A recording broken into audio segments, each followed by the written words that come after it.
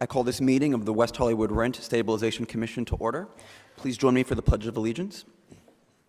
I pledge allegiance to the flag of the United States of America and to the republic for which it stands, one nation, under God, indivisible, with liberty and justice for all. Moving on to item 3, our roll call. Ms. Secretary Brino, may we have the roll call? Commissioner O'Keefe.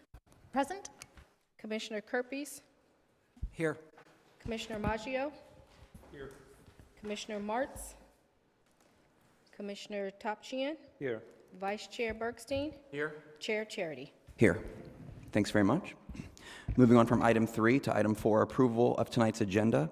Commissioners, having reviewed tonight's agenda, do you have any changes to it or a motion to approve? It's a correction on our agenda. Item 9, the appeals are listed as 1224 Crescent Heights. I think it's just a typo. Should have been 1224 La Cienega. Right. With that amendment, I move approval. Second. Thank you. All in favor, please say aye. Aye. Thanks very much. Moving on from item 4 to item 5, approval of the minutes of our prior meeting, March 14th, 2019. Commissioners, having reviewed the minutes of our prior meeting, do you have any changes or a motion to approve? I would make a motion to approve. I don't see any changes. Thank you. Do I have a second? Second. Thank you. All those in favor, please say aye. Aye. Aye. Thank you very much. Moving on from item 5 to item 6, public comment. I don't have any public comment in front of me tonight. So moving on from item 6 to item 7, our director's manager's report, and we'll have that from our housing manager, Mr. Peter Noonan. Thank you. This is a review of the look-ahead calendar. As you see, if you look at that calendar, you do have 2 appeals scheduled each evening from April 25th through June 27th. As of today, July 11th has only 1 appeal on that date. We will go ahead and populate the remainder of the year on your next calendar look ahead. Thank you. Commissioners, do you have any questions or comment for staff? Very good. Moving on from item 7 to item 8, commission comments. I have a comment. Some of you may realize that we're in a different seating arrangement.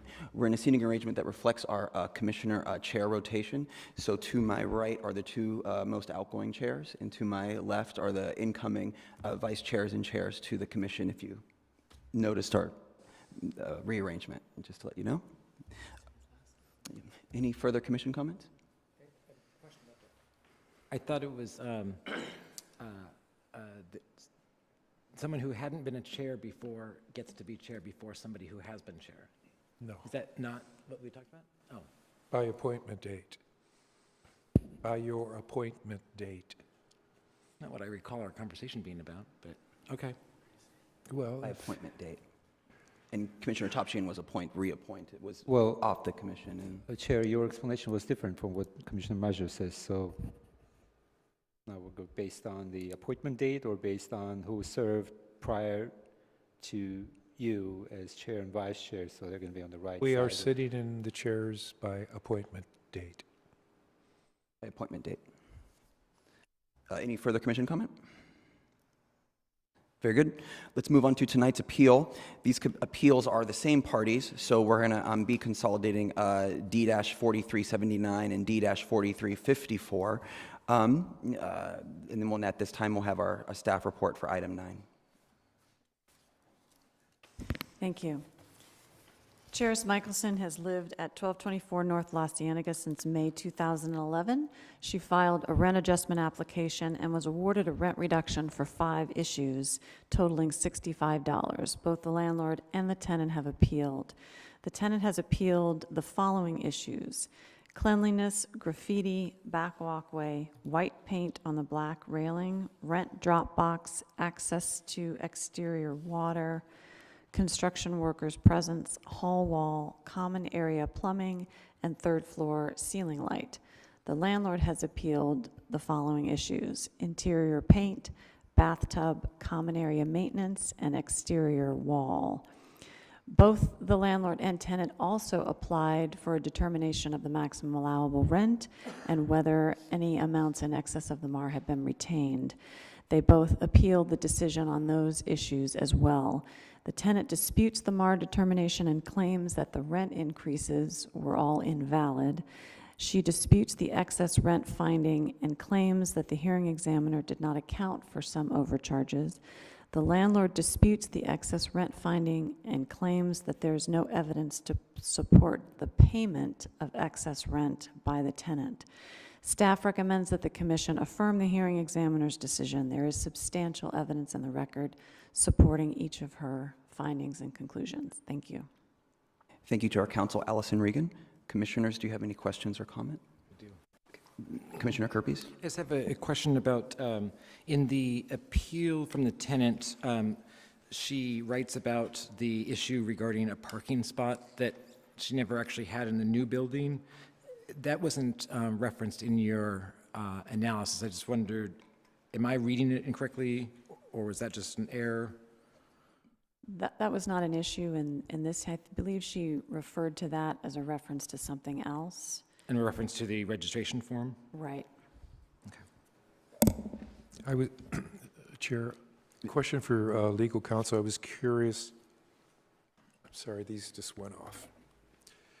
I was curious about the planter box, which the owner has denied to be on his property, and although they have found sufficient evidence that it's on the correct, but how could that be? I mean, are the property lines that close that it could be right on the property line, or I'm not understanding that. I think the hearing examiner used the evidence of the sign from the next door property. There was no evidence about property lines. All right, thank you. Commissioner O'Keefe? Yes, I have a question. On page 87 of the record, there's the judgment, and it says in it that the clerk of this court shall issue a writ of possession directing that the sheriff for the county remove the defendant, and it also found that the rental agreement is forfeited on page 87. And so I'm wondering what happened with that. And the record, it indicates that she's not a tenant anymore. Was there a subsequent appeal?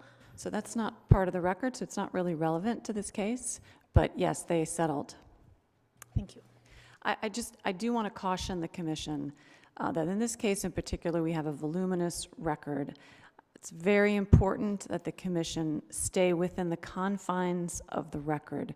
Should this be appealed to the Superior Court, if there's any hint that the decision was made based on something outside the record, that could be grounds to overturn the commission's decision. So please, in your questioning of the tenants or the landlord, please confine yourselves to the record. Thank you. Commissioner Bergstein? Allison, in our packet on pages 89 through 94 is some kind of a tenant ledger. But from the language on this, it appears, did the tenant prepare this document? Or was this provided by the manager? I'm sorry, when you say...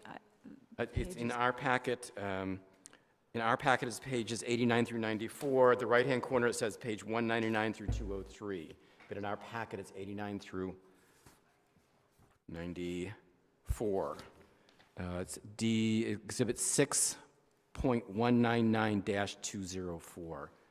It's some kind of a ledger, but the language is a little... Was that provided by the tenant? Yes, this ledger is an exhibit that was submitted by the tenant. By the tenant? Thank you for clarifying. Any further questions or comment, commissioners? Okay. So here are the rules of engagement. Both parties have filed an appeal tonight. Our tenant, Ms. Michelson, you refiled first. So because you've both filed an appeal, you have a total of 5 minutes to each speak. You can divide your time how you'd like to see fit. For instance, maybe you'd like to speak 3 minutes, and then you'd like to have 2 minutes to rebut arguments made by your opposing party. Please understand that we cannot consider any new evidence, and my fellow commissioners, we cannot ask or solicit for any new evidence in this case. We can only consider the evidence that was provided to the hearing examiner.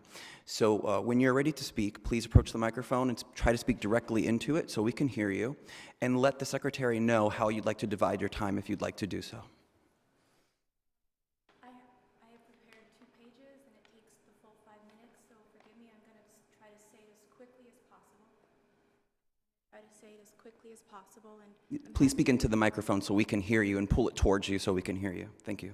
I have 2 pages, and it will take up the full 5 minutes because there are a number of issues. I do have answers to some of the questions that you had earlier. I don't know if you would like me to answer them or not. Well, we'll hear your oral argument for 5 minutes, and then if the commissioners have questions, they'll ask them. Okay, thank you, and I apologize for having to speak so quickly. I was served a 3-day notice on September 14th, 2017, where the amount owed was $1,171.83. When asked to cure the notice, the landlord misinformed that my check was lost or misplaced, so I submitted a second check. This didn't cure the issue. I figured it out on my own and submitted a third valid payment, and the landlord filed a UD. During my UD, the landlord's bank records showed that no bank fees were incurred for depositing any of my checks. If a late fee is something that can be charged on top of a court judgment during the time that the judgment covers, then I should be charged 1% according to the city, which would be $11.72, not $12.18. A rent increase isn't considered valid unless it's provided in writing, which all rent increases up to and including my June 1st, 2014 rent increases weren't. Property manager Joe Garcia asked for $9.38 to be added to my rent starting June 1st, 2014 verbally, just as he had with all previous rent increases. There is no evidence supporting that this rent increase was ever requested any other way than verbally. Much evidence exists that Mr. Garcia regularly did business verbally, such as in the case of my lease, and included amenities, and all of the rent increases up to and including July 1st, 2014 the rent increase, which includes a one-time $60 pass-through fee for the year, plus a monthly $5 rent increase, is still included. The $5 is still included in my rent to this day. It's my understanding that a rent increase can't be requested if a code violation is present, which at least one was during October of 2017, according to the health department, a hole from an ongoing leak in my unit's bathroom. Due to my UD, the October 1st, 2017 rent increase didn't go into effect, so the landlord requested it go into effect after my UD on July 1st, 2018. The ongoing leak was still in effect at that time and still is. A rent increase can only be requested once every 12 months, yet I received another rent increase that began on October 1st, 2018, only 3 months after the previous increase. All rent increases were calculating using incorrect base rent amounts, as my rent was increased illegally starting 1 year after I began my tenancy. My rent re-registration document is invalid as it's missing the terms of my tenancy, does not include my signature, and was filed late. I disputed the validity of this document well before this hearing. If I did not sign the document and it's proven that it doesn't include the amenities as per my lease agreement, then how can it be valid?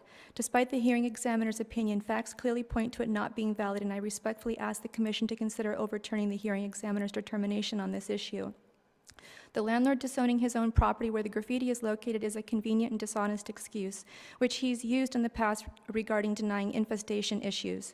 No evidence was provided that the area in question wasn't his property. In fact, the health department requested he remove the graffiti as the graffiti is located on his property. The landlord's property line runs through a shared planter, and the neighbor's sign is on the neighbor's portion of that planter. Maps of the landlord's property were provided by the landlord at previous hearings and referred to confirm my testimony. I contacted the landlord's regular plumber to find out if the landlord submitted an authentic document from the plumber, as the landlord has a history of submitting fraudulent documents and testimony to the city. And the plumber confirmed he didn't create, sign, or submit any such document. On the contrary, he confirmed that there is an ongoing leak. The health department viewed the ongoing leak and has ordered the landlord to fix it. The landlord's recent assault of me, which left bruises on my arm and gave me a temporary restraining order against him, was retaliation for showing a health inspector the issues at the property. The health department also confirmed that the back walkway was cracked and crumbling and that there is a hole in the pathway, and as I testified, I viewed it degrading since I've been forced to use it as my only entry and exit since the landlord blocked my second method of fire escape. The health department also confirmed infestation issues such as rodents, tree mites, and cockroaches in common areas, peeling paint in my unit, water damage to the area in the common area behind my unit that the landlord didn't repair, and also water damage to my unit's bathroom wall that was not fully repaired. The landlord regularly gains access to my unit not to perform repairs but to harass. I dispute not getting a rent reduction for loss of the amenity of exterior water. No vagrants have ever been seen using the exterior water, and it was responsibly conserved when accessible. Tenants who could attend the hearing demonstrated their support for the issues raised, and the landlord received proper notice of all maintenance issues at least 30 days before the city filing of the rent decrease application, and in many cases, many months before the filing. I don't like filing for rent reductions or a civil case, but history has shown that this landlord will only perform needed maintenance when much action is taken, such as in the case of the city and tenants joining together to pressure him to correct many Mills Act violations.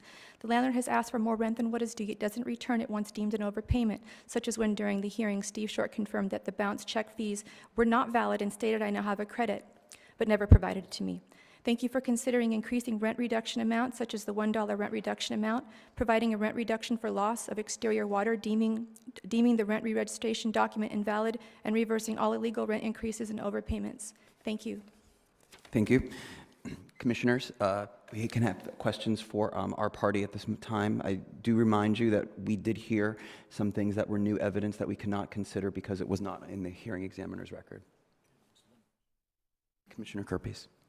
Just one question. Is it your claim that the late fee charge should not apply in that amount because the property owner was not charged that from their bank when they tried to deposit your check? That's correct. All their bank records don't show any charges incurred to them. And when I first realized what the problem was, I said, if any of these charges, if you received any charges, please let me know, because I would be happy to pay them. But he didn't incur any. Thank you. Yes. So I do have a question as well. However, you incurred charges, right, when you stopped payment? Did you say? You stopped payment on those checks? This is the issue with those checks. I was a victim of identity fraud, and I closed my checking account, opened another one. I thought I had thrown out all of my old checkbooks from the closed account, and when I ran out of checkbooks from my current good account, I grabbed the next checkbook without looking at the number, and I wrote a check from that checkbook, and I submitted it as my payment in September of 2017. The landlord got information back from the bank that said closed account, but did not provide that to me. And when I asked what the problem was, I was given misinformation. I provided a second check to the landlord. I wrote on the memo for lost or misplaced check, and I asked him to please return my check to me once he finds it or shred it. But that, of course, that wasn't the case. He just kept it. And so I submitted a third check. This is before he filed for a UD. And so he had good payment, but then he filed for UD because ultimately his goal was not to get my rent, it was to find a way to be able to evict me. I'm a lower rent paying tenant. Commissioner O'Keefe. I have a question about the paint. On page 64 of our record, there's an email from you, and it says, my living room seems fine after discussing all the paint. Are you asking for your entire apartment to be painted save the living room, or the living room too? I am now asking the living room. There's a big crack in my wall, which is not a part of this. In fact, 2 cracks in the health department located that, so there needs to be repair, and that would need to be repainted, and it's old paint. So I'm assuming that the room needs to be repainted in addition to the other rooms. Thank you. Yes. Commissioners, any further questions? Rooms were not painted in the last 4 years. When I moved in, they had just patched up a couple of areas and did not repaint my unit fresh. So I don't know how long it's been since my unit was painted. It was not freshly painted when I moved in mid-May of 2011. And it hasn't been painted since. Well, then that's 8 years. And the paint is peeling and cracked and et cetera. All right, thank you. Thank you. Any further questions? Anything further, Commissioners? Thanks very much. Thank you. Thank you.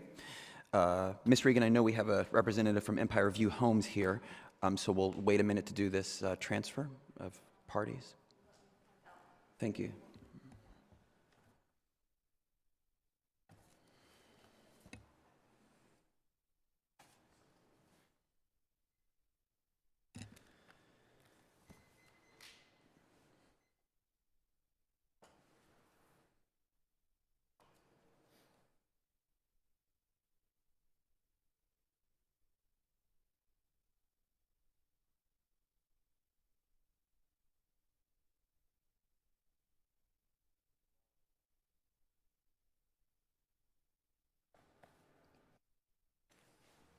Could she not step out in the lobby and listen?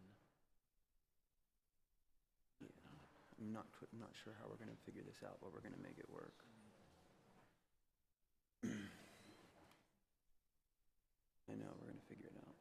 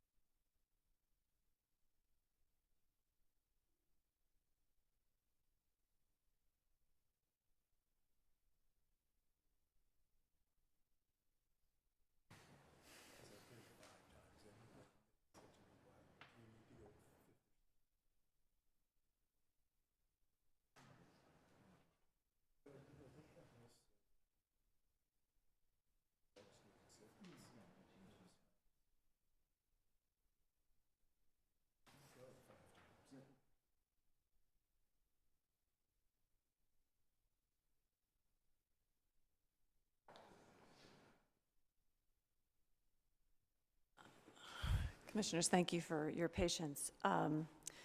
There is currently an order, so the landlord's representative is outside. He's unable to come in because of an order. Ms. Michelson does not want to leave, which is her right not to leave, but he cannot come in, otherwise that would be a violation of this order. He has not had time to, or he and the property owner have not had time to prepare someone else to come in his stead to adequately represent the property owner.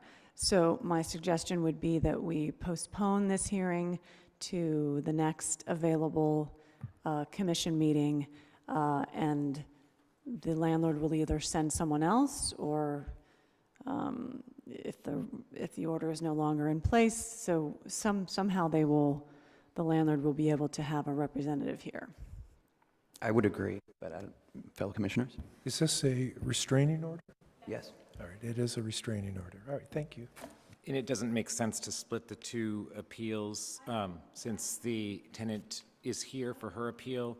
I'm assuming that the order isn't a surprise to the landlord, so, Well, it's recent.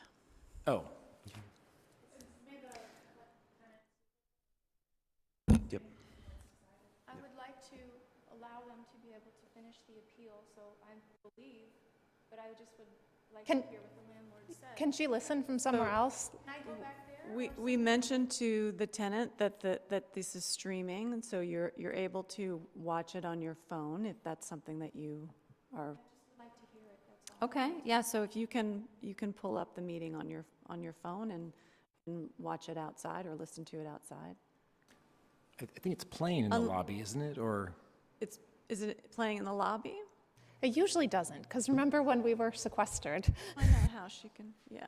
Thank you, Peter. But hopefully we can find a way where she can listen and sort that out. Then that's fine. I wasn't aware that was an option. I was not made aware of that. But now that she's willing to do that, that'd be great. So let me bring in the landlord's representative. Yeah, we'll ensure she can hear it, and then he'll hear it. I think we have to wait to see if it works, because I think we had a problem last time that it did not. So we'll confirm that she's able to hear, and then I'll bring in the landlord's representative. We should keep talking so she has something to hear. Sure, okay. All right, so I'll be back. All right. Thank you.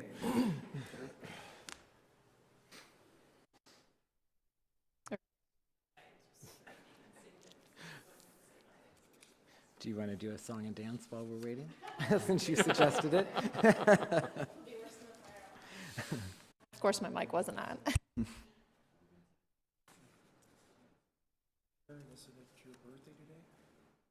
It was March 27th. Happy birthday. Happy birthday. Belated.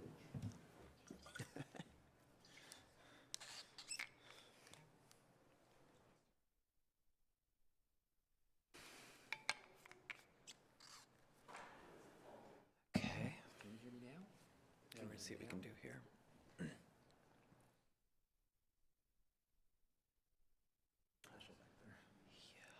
I don't know. Can you hear it back? Oh, is it over? Is it broadcast back there? For some reason, yeah, right by the bathrooms. Don't make her stay. Don't make her listen to the bathrooms. Yeah, it's funny. Okay. At first I thought it was that little room, but you're right, it was like in the bathroom right there. Yeah. Is the coffee shop open? Could she sit? Okay, Peter, testing 1, 2, 3, 4, 5. Can you hear this? Can you hear this, Peter? Testing 1, 2, 3. Peter? Got it? Okay.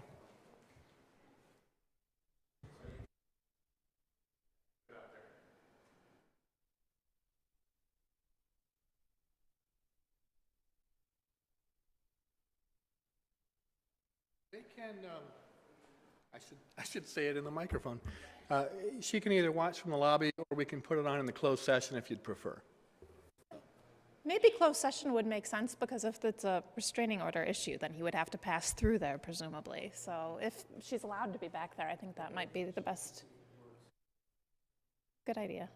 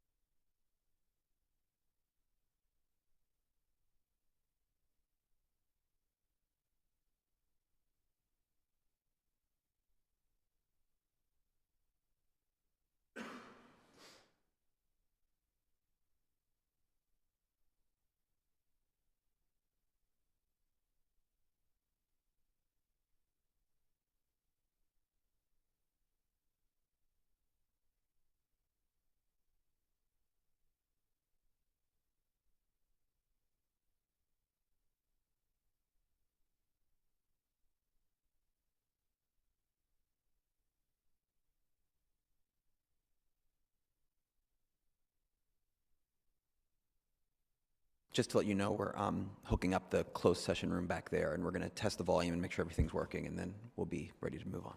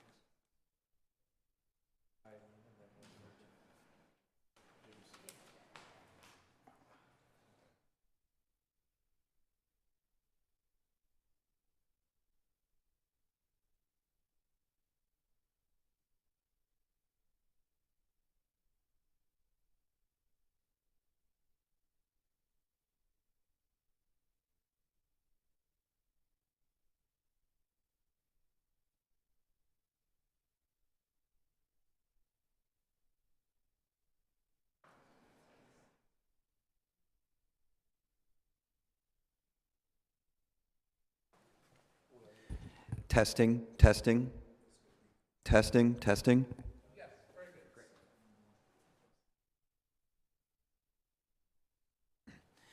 Okay, commissioners are ready to continue. We'll now hear from a representative from Empire View Homes. You have 5 uninterrupted minutes to speak. Before we start the clock, just want to say apologies for the drama. It's not of my making, unfortunately, but... Please speak directly into the mic so we can hear you. Okay.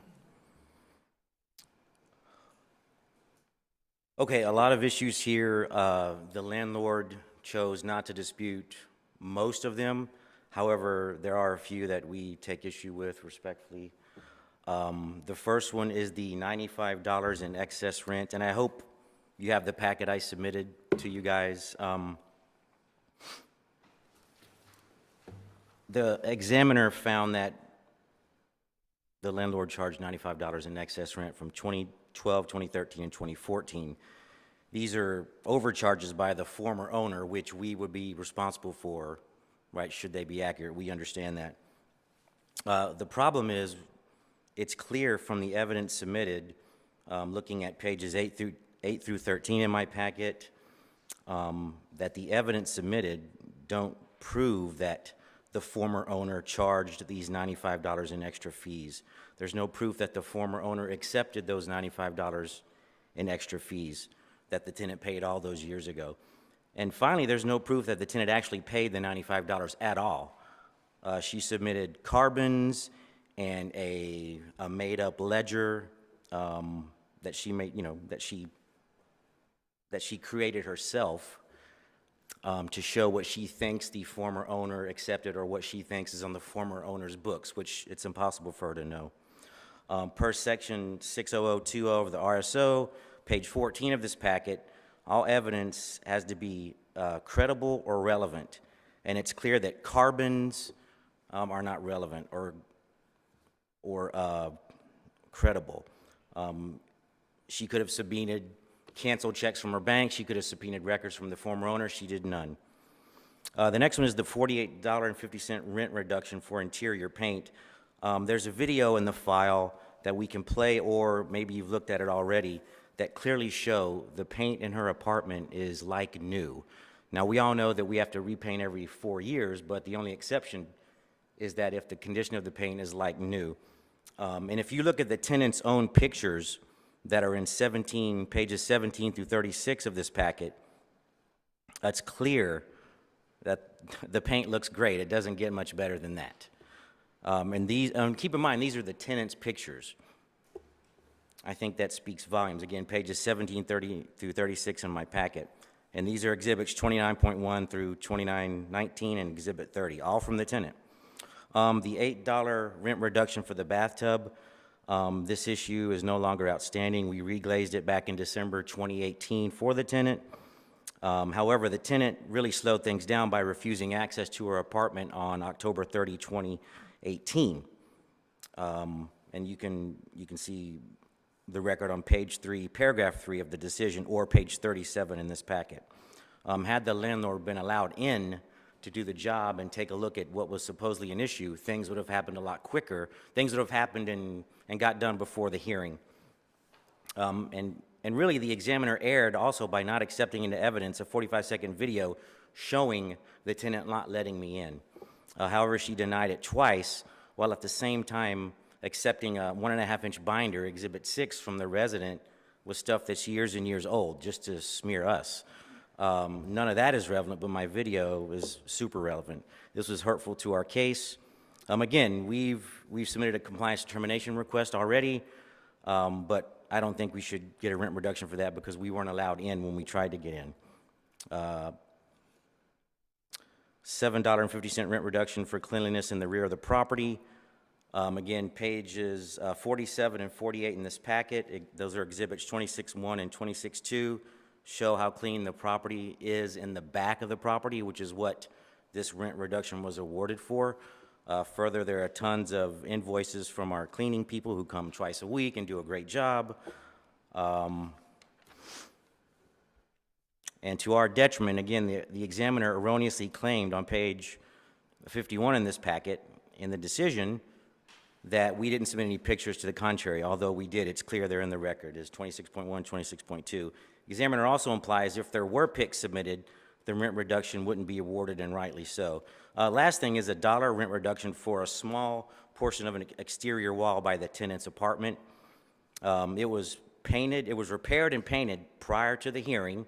It was painted white.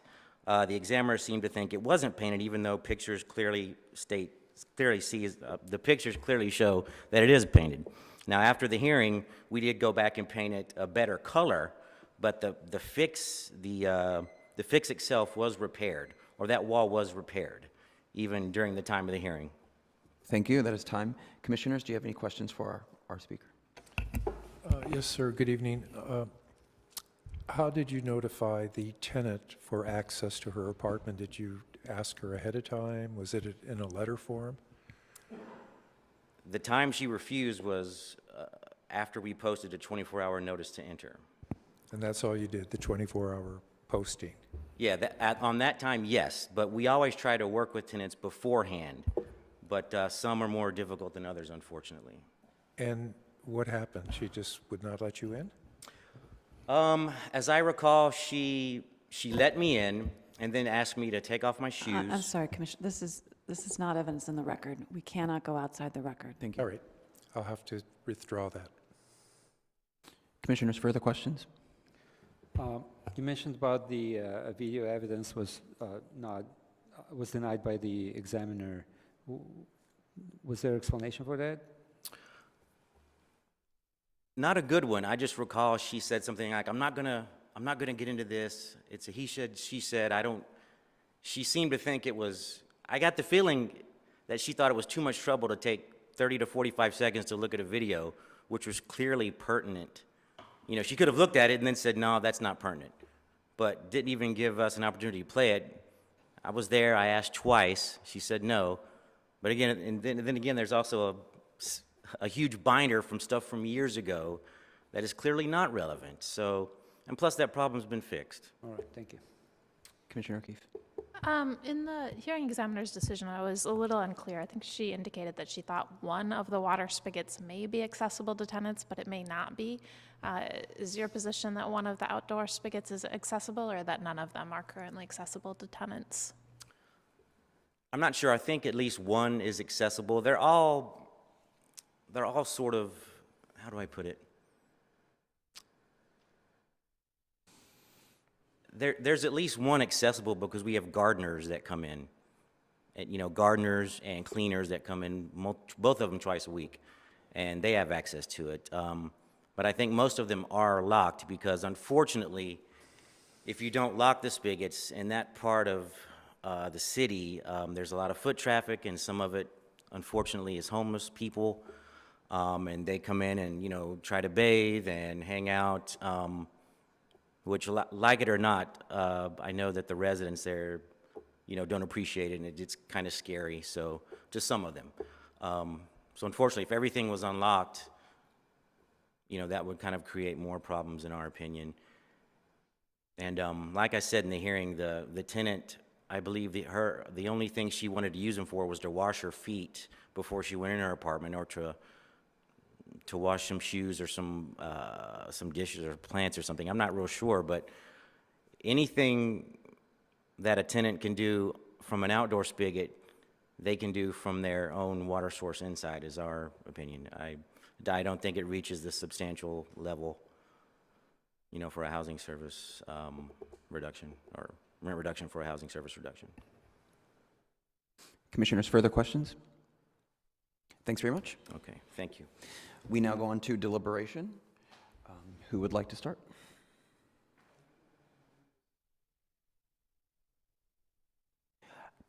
You can, any way you'd like to deliberate, Commissioner Maggio.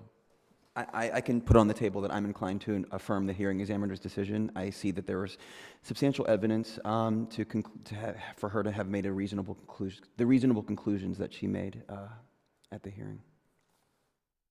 Commissioner Berkstein? Just a couple general ones that I'm going to make comments on two issues that I disagree with the hearing examiner. I'd like to hear my fellow commissioners maybe weigh in on those. Just briefly, for the MAR determination, there's nothing in the record for us to make a determination that the signature on the re-registration form is not valid. So I would hold that the hearing examiner was correct in that. Late fees, if a check is returned because the account is insufficient funds or account closed, is the same thing. And the landlord is absolutely justified in charging whatever their bank fees were for those return check charges, as well as the late fees. I got it. The issue on the noise from construction workers, I agree with the hearing examiner that, it is not a loss of a housing service. We live in a built-out urban area. Buildings undergo construction. As long as they are doing it with permits during the hours allotted, it is not a reduction in housing services. The two issues that I disagree with the hearing examiner, first on the exterior water source. There is nothing in the record that I saw that reflects that there may be any water source still available to the tenants on the exterior of the building. So it appears that all the exterior faucets, whatever you want to call them, are locked. And the hearing examiner seemed to feel that that was not a reduction in a housing service because no other tenants complained about it, or that the tenant before us waited a few years. I think it is a reduction in a housing service because the tenant had the opportunity to water their plants, if she wanted to wash her feet, wash her rugs from this exterior faucet, and that has been taken away. So to me, that is a removal of a housing service. And the second, on the bathtub, I disagree with the hearing examiner. I do not feel that the repair work to the bathtub was a substantial reduction in a housing service. A substantial reduction in housing service for a bathtub would mean, to me, I can't take a bath. The bathtub is cracked and broken, the plumbing is broken, I can't use it. From what I saw on the record, this was a reglazing issue. Certainly it may not have been quite as attractive as it was when the tenant moved in, but it was still a functioning bathtub. So again, I'd like to hear my fellow commissioners weigh in on those two issues, whether the removal of the outside water faucets might be considered a reduction in a housing service, and whether that bathtub that was merely a cosmetic fix for reglazing would not be a reduction in housing service. Thank you. On the question of outdoor spigots, on page 177 of the record, the second last line, it says, there appears to be one water spigot from which external water is accessible. 77? Page 177, 177. second to last line, says, there appears to be one water spigot from which external water is accessible. So in light of that sentence, and in light of the issues with attracting people who are homeless, I think that I would say that there's not a substantial reduction there. On the bathtub, I believe that the tenant said that it was uncomfortable. It had gotten to the point that it was uncomfortable to bathe. So I would say if a bathtub becomes uncomfortable, that could be a substantial reduction. And while it has now been fixed, there's a process for if it's fixed after the decision of a hearing examiner. There are a couple of other issues that I'm not sure I agree with the hearing examiner on. One of them is the cleanliness of outdoors. And the question was whether there was a reduction in the housing service of cleaning the outdoors. It seems like we have evidence that there have been payments to cleaning people. There's undisputed evidence, I think, that the cleaners are coming in. It would be impossible to know for sure, to constantly monitor them. And there are pictures of a clean back area as well. Well, at some point in time, it might have been very dirty, and a picture may show that. That can happen pretty quickly. And that doesn't mean that it's not being cleaned every 2 weeks. And then there's a second question of whether or not this applies not only to the tenant, but to everybody else. And I believe this was a common issue, but if it's a substantial reduction in the housing service, the question is, was it being cleaned with the same frequency for each and every other tenant? And under the 1991 investment case, when they discussed the turtle fountain being taken away, there was the question of, was it a reduction since each tenant moved in? And there was no showing of when most tenants moved in. So that's one issue that I'm thinking I might disagree with the hearing examiner on. And then with the MAR and the payments, I am concerned that we only have a few of the carbon copies and then the very most recent checks, which aren't the ones in question. A simple ledger that's recreated after the fact isn't the kind of evidence that's suggested. On page 11 of Hearings and Remedies, the guidebook says documents showing rental payments such as checks, money orders, bank statements, and payment receipts, and copies of rent increase notices. It doesn't mention, just a ledger that a tenant created on their own, so I'm not sure, especially in light of how old that evidence is, and that we know that there's a new landlord. It's not a landlord that could dispute it with their own records, that just creating a ledger on one's own after the fact, I don't know that I would find that to be substantial evidence. I can. Commissioner Topshin. Chair, thank you. Well, I don't see that the examiner erred in the findings, and I agree with the determination and the staff's recommendation, and I'm going to affirm the recommendation. In regards to Vice Chair's question, so I believe that reglazing, if the bathtub requires a reglazing, and if it's not done by the landlord, that constitutes a substantial reduction of services. And Commissioner O'Keefe, she explained, and I agree with you on that matter. For the water faucet outside of the unit, it could constitute a rent reduction, but here we have at least one available on the premises. So, well, having said that, it's just kind of in response to your comments, Vice Chair. So I'm going to support the staff's recommendation. Commissioner Maggio. Yes, in my own notes, I was concerned about the water source, the outside water source, maybe not being a household service, simply because I don't think it's ever really been spelled out in any agreement or in any lease. And also, I did have an issue with the MARS, maximum allowable rent, simply because I think what we have before us may not be enough evidence to verify that. Those are my two comments. Commissioner Kirby's. My comments were, I don't have a problem with the hearing examiner and how she weighed the evidence in front of her. I don't question any of whether she made the right decision or not in terms of evaluating the evidence and comparing it to each other. So all the issues that she highlighted or outlined and decided upon, I agree with it, that she decided, except for the water issue. It's not a big deal to me, but I do think that it should be noted that this, like a patio or like access to roof or anything like that, is a housing service. The question just becomes whether it's substantial or not. I think the tenant did list some of the reasons why she used it, how the other one is inconvenient. So I think that under the way in the past I understand we have determined these issues, I would suggest that it be given a minimum value, knowing that it's not a full takeaway, or it's not a full value of a water faucet because of the mitigating circumstance that there is at least another one available on the property to use, but just inconvenient. But I would suggest that we do that for, it looks like for an outside exterior light fixture, which is the closest thing I can come to on our list of housing services and price guidelines is $3. So that's what I would suggest, but I would also support the motion if that weren't included. I would still support it if it wasn't included, but I would hope that we would include it. I can just add that I do see the bathtub as a substantial reduction. I see the cleanliness issue. I saw evidence and testimony that the hearing examiner was correct in their decision.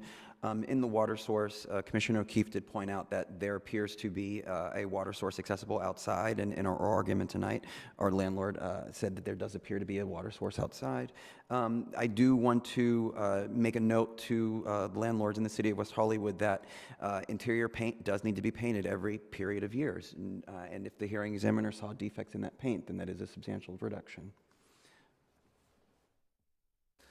So I'm prepared to make a motion to adopt our resolution unless we have some other issues to discuss. I know some of us have, some issues with certain parts of this, but I didn't see maybe a consensus for one or the other to make a big change in our resolution this evening. I'll try this. I'll move the motion, or I'll move the resolution staff is recommending with the addition, with the minor change under the overcharge of an additional $3 for the removal of the external water faucet.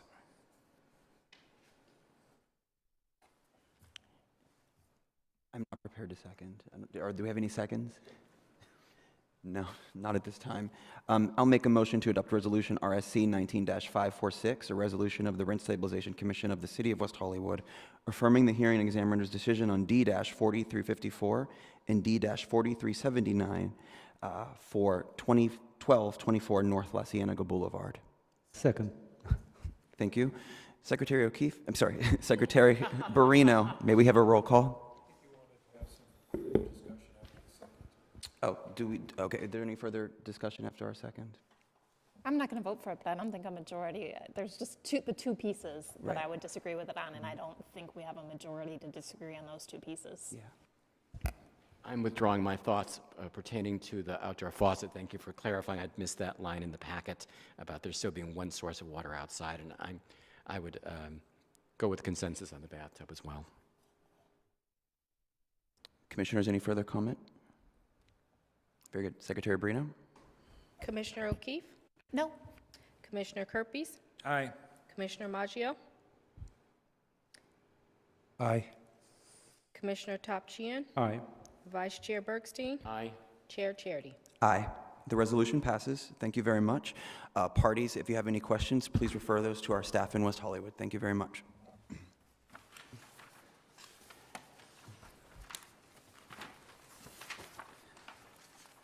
At this time, we'll be moving on from item 9, our appeal, to item 10, public comment.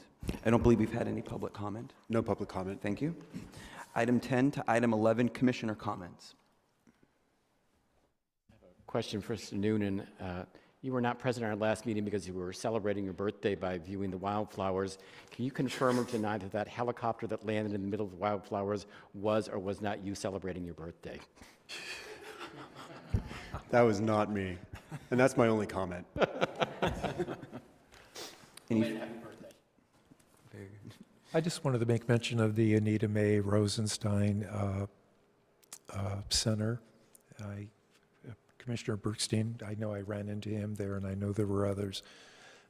But it was a wonderful event, and it was wonderful to see such a wonderful project completed, and with so many opportunities for so many different groups of people, from seniors to emergency overnight beds to an 18-day stay where you could actually see a dentist and a physician and get fed. So the cities and all these people have done really a wonderful thing, and I would like to congratulate them and commend everyone who has been involved. Thank you. Commissioners, I'll be appearing at the next Public Safety Commission meeting. They've asked me to review with them our presentation that we were given on systematic code enforcement. They're interested in it for their commission, so I just wanted to let you know that I'll be appearing to just give them the materials that we were presented for that, because they'd like to review it for theirs. Any further commissioner comments? You also take with you our recommendation? Yes, I will. Well, okay, we'll move on from item 11 to item 12, staff comments. Very good, thank you. Well, at this time then, we will adjourn our meeting. Our next meeting of the Rent Stabilization Commission will be held April 25th, 2019, 7 p.m. in the West Hollywood Park Public Meeting Room, Council Chambers. This meeting is adjourned. Thank you very much.